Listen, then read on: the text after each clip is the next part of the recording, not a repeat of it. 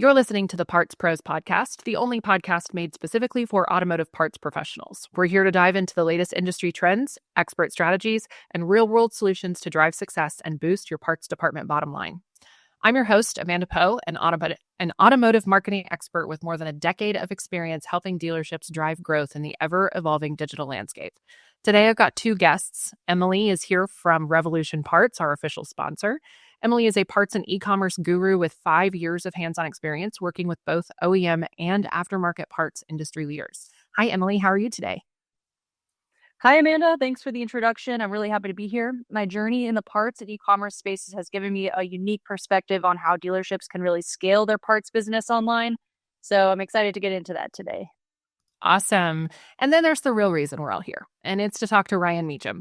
Ryan is the parts manager at Hyundai of the Shoals in, and forgive me, I'm going to mispronounce this, Tuscumbia, Alabama. Did I get that right, Ryan? Yes, you did. Okay, excellent.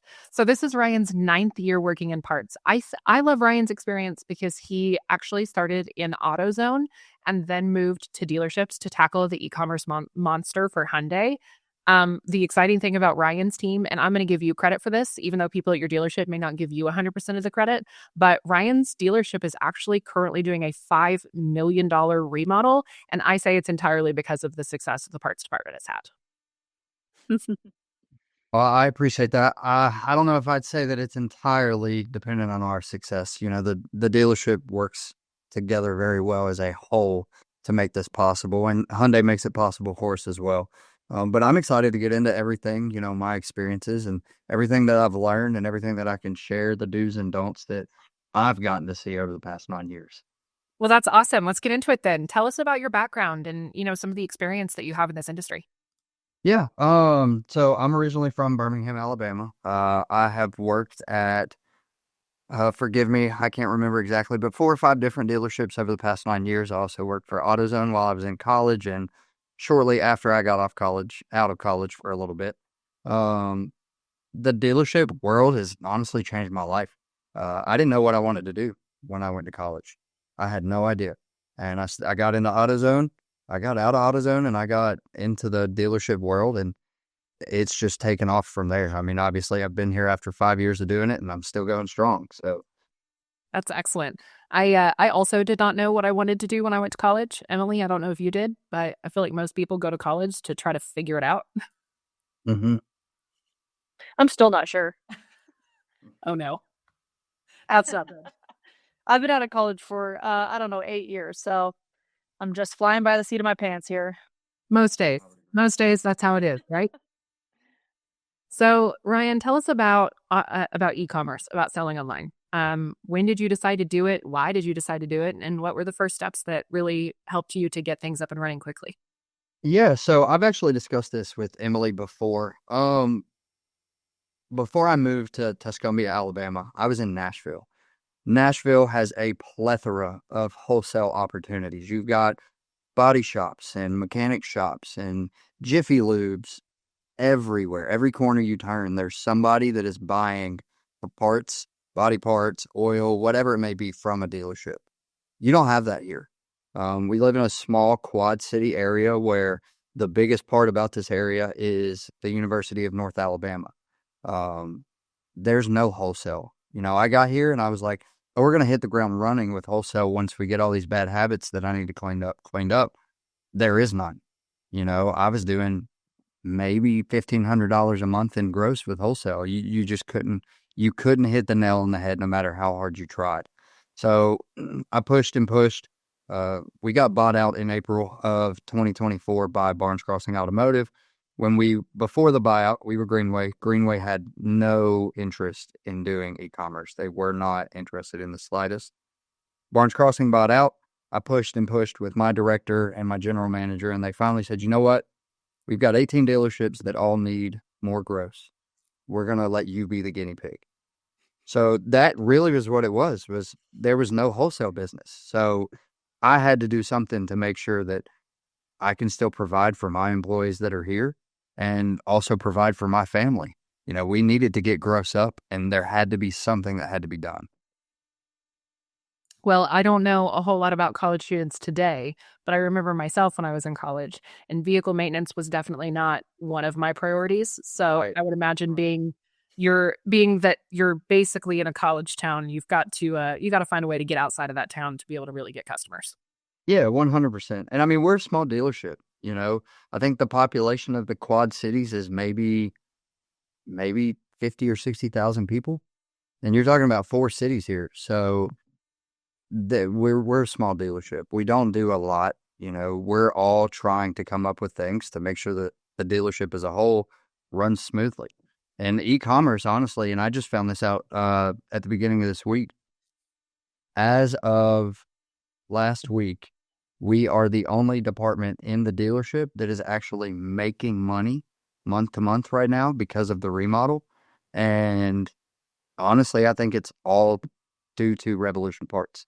You know, it's changed our parts department scheme for the better 100%.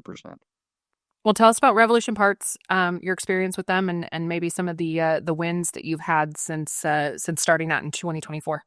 Yeah, the experience has been incredible.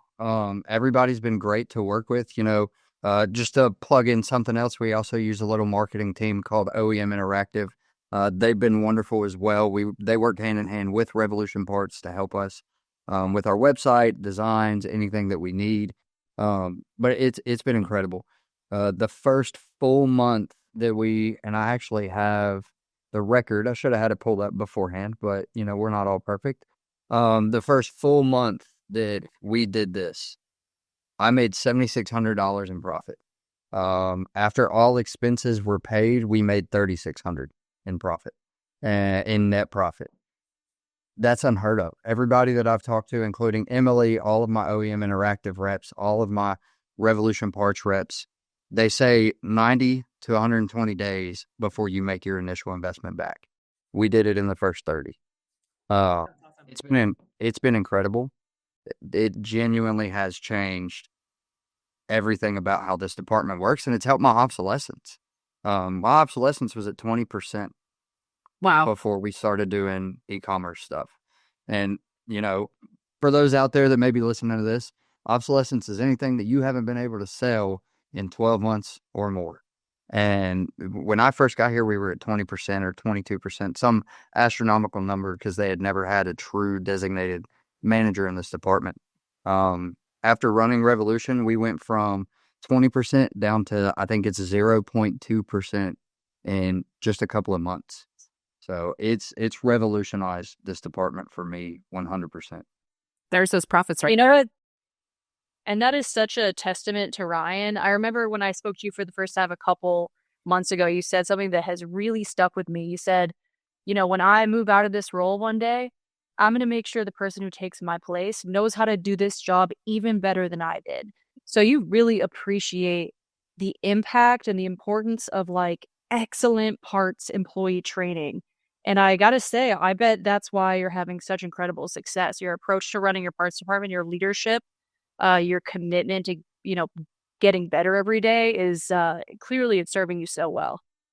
Right, right. And I appreciate that. Yeah. And, you know, just like I said when we were doing the interview a couple of months back, I don't plan on being here forever. I'm 26 years old. I'm very young. And especially as far as parts managers go. You know, most parts managers are in their 30s, 40s, 50s. So I'm very young to be doing this. And I've just always been taught you need to make your employees better than you if this isn't your final step. And this is, at least what I feel, this is not my final step in life. So I got to make sure that my guys can handle this, you know, whether it be next week, next month, or in the next decade when I'm gone.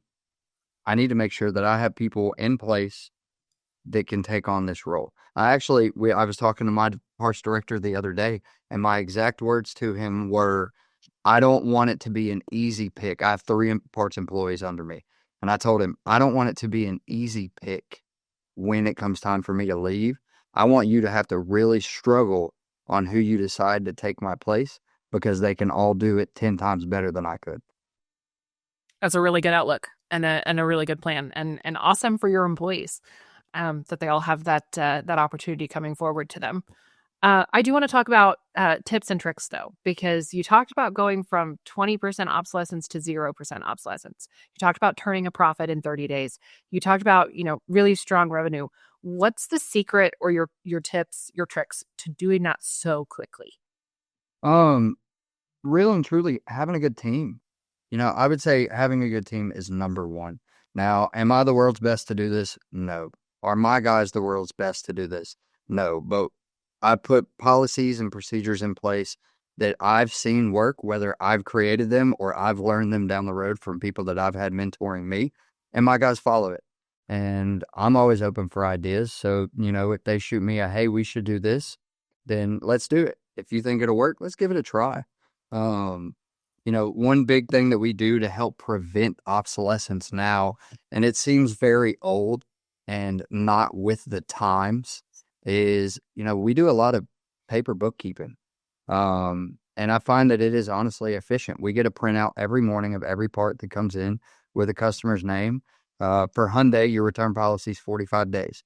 So if we have a customer special order a part, we slap that piece of paper in a binder, and in 2 weeks, 3 weeks, we'll go through that binder and go, hey, okay, we need to get this customer in here, or we need to send the part back. But like I said, it's old school. I was taught to do that when I first started. It's definitely not up with the times of 2025, but it's efficient, and I find that when you got policies in place like that, just keep following them. There's no point in trying to change what you're doing to keep up with the speed and times of today. Yeah, absolutely. So kicking it old school, having policies, keeping them in place, being efficient. But my biggest question is every single person listening to this podcast right now rolled their eyes when you said hiring the right people, because hiring the right people is so hard. It is. Especially when you're in a small town, right? And that's where you are. You don't have the biggest pool of employees to pick from. The ones that you do, maybe they don't want to get down and dirty in the parts department. Maybe they want to be a service advisor. Maybe they want to go, get into sales where they think the big money is. How do you hire the right people? How do you decide that that somebody's good for this position and really vet out the ones that aren't? Really and truly. So I'm a little different than your normal parts manager. And I think we've already discussed that with me being 26 years old. But I like the people that don't have parts experience. I genuinely do. I like the people. One of my guys back here has zero automotive experience, has never touched a car, looked at a car, couldn't tell you what it is. But I like the guys that don't have experience because they get to come in and I get to mold them into everything that I need them to be. Another thing is technicians. A lot of people don't think it. Technicians make incredible parts people if you give them a chance, especially the ones that still want to be in the automotive world, but they're tired of turning wrenches, and they're burnt out on it, and they still want to be in a role in the automotive world. And I've always said this, automotive is one of the easiest places to get your foot in the door and one of the hardest places to get out of the door. So you got all these techs that want to come in and they still want to work, but they don't want to turn a wrench anymore. And they come in here, and I've got one back here that was a technician before he came here, and he's incredible. So it's really and truly, I wouldn't necessarily say hiring the right people, but, hiring people that your gut tells you this is going to work out. You got to follow your gut. You have to. And I think that has a lot to do with our success. I love that. I'm also thinking I'm going to put the automotive industry as one of the easiest ones to get your foot in the door and one of the hardest ones to get your foot out of the door in my email signature, because that is 1,000% true. I got into this industry on accident, and I have tried to leave, I think 3 or 4 times, and somehow I keep ending up coming back. Yep, that's how it goes. I grew up, my family owns a small mom and pop shop where I'm from. And I grew up, I turned wrenches in high school. And when I went to college, I said, I'm never going to work in automotive again, whether it's turning wrenches, it doesn't matter. And then here I am, years after graduating high school, swearing I'd never do it again. And I've been doing it for 9 years. I immediately went right back into it. Yep, I understand that. Well, that was all the questions that I had. I appreciate you answering all those, and with that lovely little quote you gave me to put in my email signature. Well, hey, I have a question, Ryan. With online selling, customer expectations are just different than the customers rolling through the service department or the ones walking up to your parts counter. They're just higher, especially with the Amazon age. So, what do you do to keep up with online customers? Well, Revolution Parts has a very good system to keep track of all your customers, all your orders placed, the email formatting, the way that we can see emails or text messages from the customer. Um, the biggest thing is just efficiency. The one thing that I've learned, and I believe I told you this when we talked the last time, is, follow all the processes that Revolution Parts and everybody else have put into place. You got to be quick, you got to be efficient, and you got to have good communication with your customers.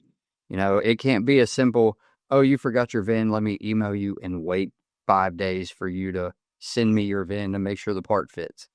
If they haven't answered within 30 minutes, an hour, a couple hours, pick up the phone and call them. Hey, this is Ryan with, Revolution Parts, or hey, this is Ryan with Hyundai of the Shoals. We emailed you. We hadn't heard from you. Can I just get your VIN real quick? I want to make sure that this part fits your vehicle. If it doesn't, I don't want you to have to go through a bad return policy because we didn't verify. So it really and truly, it's all about just making sure that you're communicating with these customers. It's a lot of extra work. Don't get me wrong, but if you do it the right way, it obviously, as we can all see, it pays off. Totally worth the effort if you're willing to put those extra few minutes in at the beginning of the day and follow with those customers, ask for their VIN. I mean, you're totally seeing it on the back end with that online parts profit. So Yeah. that's awesome that you're putting in that extra effort. And I would say that your online reviews speak to that. I was looking up your dealership, and you guys have an amazing online reputation. And it's in the world of marketing, something that I've always told dealers is an unhappy customer is way more likely to leave a review than a happy customer. So you have to try to make every customer the happiest, and the ones that aren't happy, you have to try to make them, you have to satisfy whatever their concern was before they take it to the internet. And that's a really hard thing to do. And you guys have done a really good job at that. So I would say that you probably have a lot of happy customers considering the number of positive reviews you guys have out there. Awesome. Yeah. And, I've lived by almost the same thing. The happy customers, 9 times out of 10, don't leave a review. The angry, upset customers will 100% of the time leave a review. So it's awesome to see that we do have some customers out there that are frequent flyers and they're leaving us good reviews. I'm going to be honest, before you saying that, I've never even checked the reviews, just because we've been going so steady and hard at it that I don't ever have time to sit down and go, let me look at the reviews real quick. I know we get good feedback, but I've never actually took the time to sit down and look at it. So I'm glad you brought that up. You do. You get a lot of really good reviews and really good feedback. So there's your unsolicited marketing advice for the day. Oh, If you have a happy customer, ask them for a review. If you have an unhappy customer, ask them for a conversation. yep. Because that conversation may keep it off the internet. And that is the goal. 100%. Or it might turn them into a happy customer.